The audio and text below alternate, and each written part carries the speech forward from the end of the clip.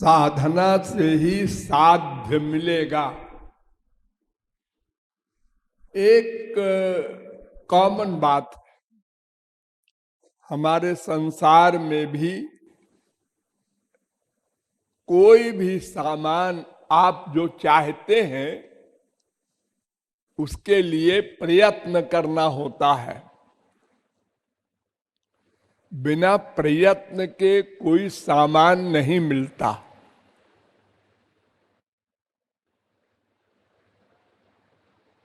आप जो आंख से पलक भांजते हैं, आप कहेंगे इसमें हम प्रयत्न नहीं करते। करते हैं। आप सांस लेते हैं बार बार, आप कहेंगे हम इसमें प्रयत्न नहीं करते। करते हैं। लेकिन वो इतना अभ्यस्त हो गया है कि आपको लगता है कि नेचुरल हो रहा है। ऐसा नहीं है। प्रत्येक अभीष्ट पदार्थ पाने के लिए प्रयत्न करना होता है। चाहे संसारी एरिया हो, चाहे भगवान का एरिया हो। अगर संसारी एरिया में बिना प्रयत्न किए कुछ मिल जाता तो फिर ये संसार पत्थर बन जाता, जड़ बन जाता।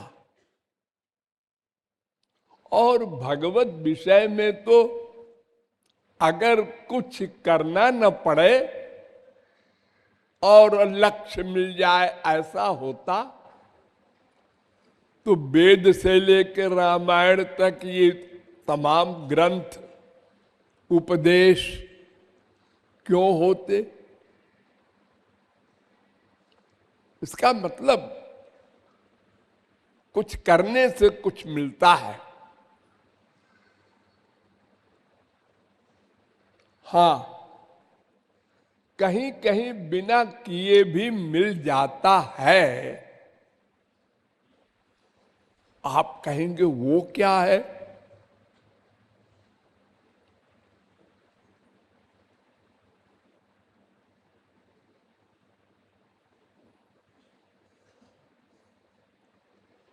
जैसे किसी ने आपको गोद ले लिया, वो अरबपति था, उसके संतान नहीं थी, आपको गोद ले लिया और आप अरबपति हो गए। आपने कुछ नहीं किया।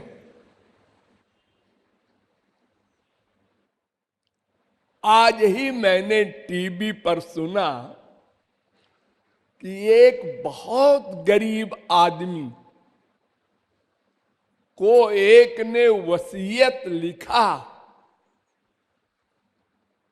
5-6 अरब की प्रॉपर्टी।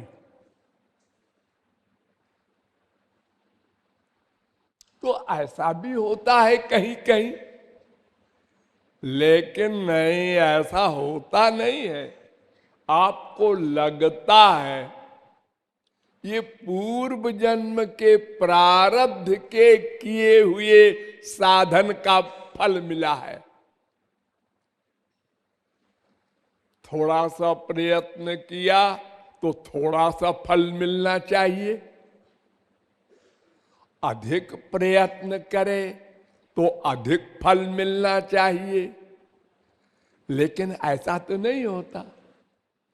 संसार में सब पूरा पूरा प्रयत्न करते हैं पैसा कमाने का, हर देश में। लेकिन हर एक तो अनिल अंबानी, मुकेश अंबानी, बिल गेट्स नहीं बन जाता। क्यों? जिंदगी भर प्रयत्न किया, एक लेबर ने 12-12 घंटे और रोटी दाल तरकारी भी नहीं परिवार को दे सका पूरे जीवन। तो देखो प्रयत्न तो उसने बहुत किया। अनिल अंबानी क्या करता है? पूछो उससे, क्या मेहनत करता है? फोन कर दिया बहुत से बहुत, सुन लिया फोन बहुत से बहुत, वो भी कोई कोई फोन, बाकी तो सब उसके कर्मचारी सुनते करते धरते हैं। तो ऐसे केस जो होते हैं ये पूर्व जन्म के किए हुए साधन का फल है। इसलिए साधन से ही साध्य मिलेगा। वो हमारी समझ में भले ही ना आवे, हमने पूर्व जन्म में इतनी अधिक साधना की थी कि 99% हम भगवान के पास पहुंच गए थे। 1% की कसर रह गई और हम मर गए। अब ये जन्म आया तो वो 99% तो हमको फ्री में मिल गया। प्रारब्ध है ना, वो उसको भगवान को देना पड़ेगा, हमारी कमाई है। अब 1% जो हमको कमाना था वो हमें एक महात्मा के पास गए, 10-20 दिन 10-20 महीना उसका संपर्क हुआ, वो 1% पूरा हो गया। अब दूसरा देखता है कि इसका तो हो गया काम 1 साल में, 1 महीने में, 6 महीने में हो गया ध्रुव का, और हम तो जिंदगी भर राधे राधे कर रहे हैं, हमारा क्यों नहीं हुआ? क्या बताए, आंसू नहीं आते, पत्थर है क्या है मैं। वो बेचारा बार बार फील करता है, गुस्सा करता है अपने ऊपर, मैं कितना पापात्मा हूं। नहीं नहीं, वो बहुत जन्मों में उसने कर रखा है, उसका फल मिला है उसको। साधना के बिना साध्य नहीं मिला करता, चाहे संसारी धन हो चाहे स्पिरिचुअल प्रेम हो, हर एक में साधना कंपलसरी है। इसलिए कभी भी आप लोग आश्चर्य न करेंगे कि उसको इतना कैसे दे दिया गुरुजी ने और हमको थोड़ा क्यों दिया। ऐसा नहीं, देखो पानी बरसता है, हाँ, सारी पृथ्वी पर एक सा पानी बरसता है, हाँ, लेकिन जो पेड़ पैदा होते हैं, कोई चंदन का निकलता है, कोई नीम का, कोई बबूल का, कोई शीशम का, कोई फूल का, कोई कांटे का। ये क्यों? अब वे कहे कि देखो ये पानी बड़ा 2 आंख वाला है, उसने बरस करके कांटे वाला पेड़ पैदा किया, और हमारे ऊपर बरस करके फूल वाला। नहीं नहीं, वो तो बीज का कमाल है, पानी तो एक सा बरसा था। जैसा बीज है वैसे ही वृक्ष होगा। शास्त्रों वेदों में लिखा है, एष एव एनम साधु कर्म कारयति।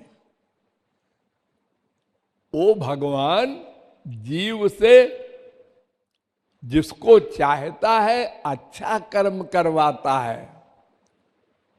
कौशिकी उपनिषद में ये मंत्र है। और जिसको चाहता है खराब कर्म करवाता है। ऐसा क्यों करेगा भला भगवान? अरे तो वेद कह रहा है। तो उसका अभिप्राय यही है कि भगवान कर्म करने की शक्ति देता है। बादल पानी बरसाता है। जैसा बीज है वैसे वृक्ष पैदा होता है। जिसने पूर्व जन्म में अच्छे कर्म किए थे तो उसको भी कर्म करने की शक्ति दिया भगवान ने। और जिसने बहुत पाप कर्म किए थे उसकी पाप की ही प्रवृत्ति हुई, उसको भी कर्म करने की शक्ति दिया भगवान ने। अब वो कर्म पाप का कर रहा है तो हम कहते हैं भगवान ने कराया। भगवान कराते वराते नहीं कुछ। ना दत्ते कस्यचित् पापम न चैव सुकृतम विभु। भगवान किसी से न पाप कराते हैं न पुण्य। वो तो फल देते हैं खाली। कर्म करने का अधिकार तो स्वकर्म फल भुक्त पुमान जीव है। इसलिए साधन के बिना साध्य नहीं मिला करता। ये पक्का नियम समझे रहिए।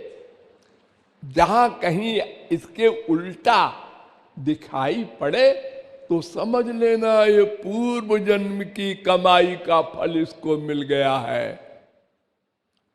रामकृष्ण परमहंस ने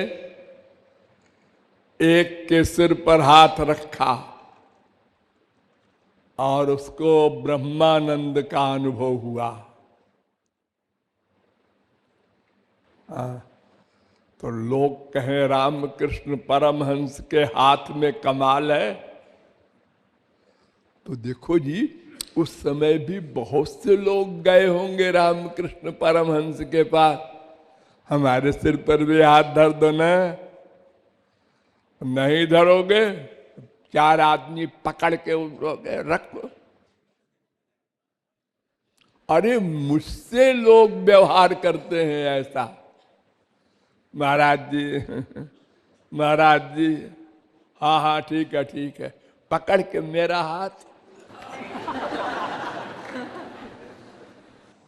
जबरदस्ती करते हैं। हाँ? लेकिन वो सबके लिए नहीं हो सकता। जो सही सही लोहा होगा उसी को चुंबक खींच सकता है। जिस लोहे में मिलावट है 90%, 99%, वो लोहा टस से मस नहीं होगा। चुंबक उसी के बगल में रख दो। पापवंत कर सहज सुभाऊ, भजन मोर तेहि भाव न काऊ। यावत पापैस्तु मलिनम हृदयम तावदेव ही। जितना हृदय पाप से अधिक युक्त होगा हमारा, उतने ही भगवान और संत की ओर कम खींचेगा। और जितना हृदय निर्मल होगा जल्दी खींच जाएगा। ये पहचान है सब कोई। ये पैमाना समझ लो। तुम्हारा मन भगवान से, गुरु से कितना खींचा, बस यही तुम्हारी असलियत है हृदय की। अगर कुछ शुद्ध है कुछ खींचेगा, अधिक शुद्ध है मन अधिक खींचेगा। और अगर शुद्ध नहीं है तो आते जाते रहोगे, एक्टिंग करते रहोगे। तो इसलिए साधन से ही साध्य मिलता है, ये सिद्धांत पक्का समझे रहो। वेद शास्त्र संत पड़ोसी कुछ भी बका करे,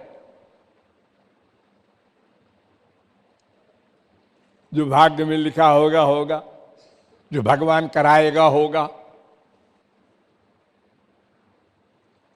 जब समय आएगा तो हो जाएगा। ये काल ही कर्म ही ईश्वर ही मिथ्या दोष लगाए।